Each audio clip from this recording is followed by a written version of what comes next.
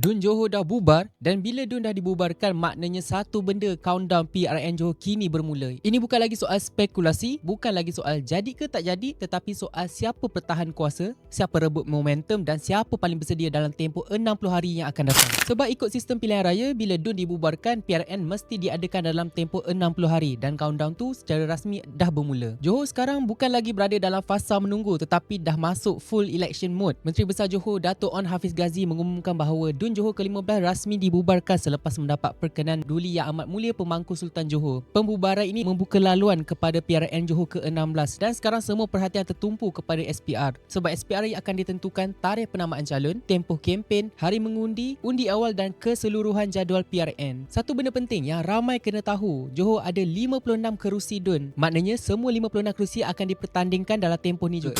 Johor masuk ke fasa caretaker government. Maksudnya kerajaan negeri masih berjalan tetapi fokus kepada urusan pentadbiran sementara sehingga kerajaan baru dibentuk. PRN Johor kali ini bukan sekadar pilihan raya negeri biasa sebab Johor ada nilai politik yang besar. PRN 2022 dulu BN menang besar daripada 56 kerusi. BN 40, PH 12, PN 3, Muda 1. Dan sebab itu pilihan raya kali ini dilihat sebagai ujian penting bukan sekadar untuk kerajaan negeri tetapi juga untuk membaca sentimen politik semasa. Dan ada satu lagi sebab kenapa PRN Johor kali ini menjadi perhatian besar. Kalau kita tengok balik sejarah politik Johor, corak keputusan PRN 2022 dan PRU 15 memang berbeza. Dalam PRN Johor 2022, BN menang besar 40 daripada 56 kerusi DUN. Tetapi beberapa bulan selepas itu, bila masuk PRU 15, corak pengundian berubah. Bagi kerusi Parlimen Johor, PH 15, BN 9, PN 2, maknanya pengundi Johor pernah tunjuk bahawa pilihan di peringkat negeri dan pilihan di peringkat nasional tak semestinya sama.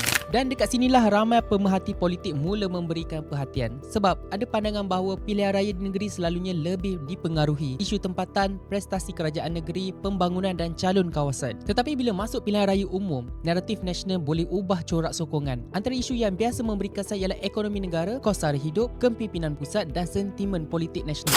Sebab itu bagi setengah penganalisis politik, PRN Johor kali ini bukan sekadar soal bentuk kerajaan negeri tetapi turut dilihat sebagai medan membaca sentimen rakyat menjelang PRU 16 yang akan datang. Bukan bermaksud PRU 16 confirm dekat tetapi keputusan Johor nanti hampir pasti akan dibaca sebagai signal politik nasional juga. Tambahan pula, sebelum pembubaran lagi, BN Johor dah buat keputusan besar. Onn Hafiz dan BN Johor umum BN akan bertanding semua 56 kerusi. PH pula turut bersedia bertanding semua 56 kerusi dan PN juga menyatakan hasrat bertanding semua 56 kerusi. Jadi sekarang Johor bukan lagi sekadar masuk PRN tetapi masuk pertarungan 3 penjuru yang lebih terbuka.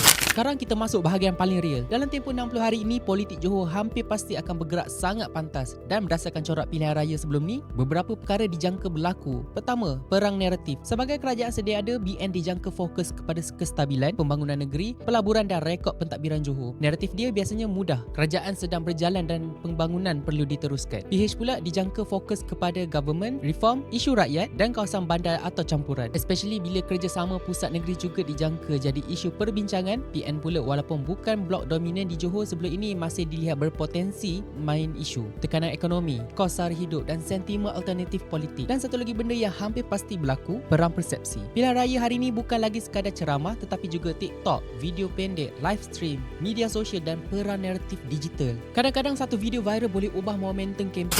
Apa yang berlaku sekarang sebenarnya simple. Johor dah bubar, countdown PRN dah bermula dan dalam tempoh 60 hari ini, politik Johor akan jadi antara tumpuan terbesar negara. Bukan sekadar soal siapa jadi menteri besar tetapi soal siapa ada naratif paling kuat, siapa ada jentera paling tersusun dan siapa paling berjaya meyakinkan rakyat Johor. Kerana akhirnya dalam sistem demokrasi, kuasa sebenar bukan berada di tangan parti tetapi berada di tangan rakyat. Jadi sepanjang tempoh kempen nanti, rakyat Johor akan dengar macam-macam janji, hujah dan propaganda politik dan pada akhirnya pilihan tetap milik pengundi sendiri. Dalam countdown 60 hari yang baru bermula ini, dengar semua, nilai semua dan buat keputusan dengan bijak kerana undi bukan sekadar memilih calon tetapi menentukan arah Johor untuk 5 tahun yang akan datang.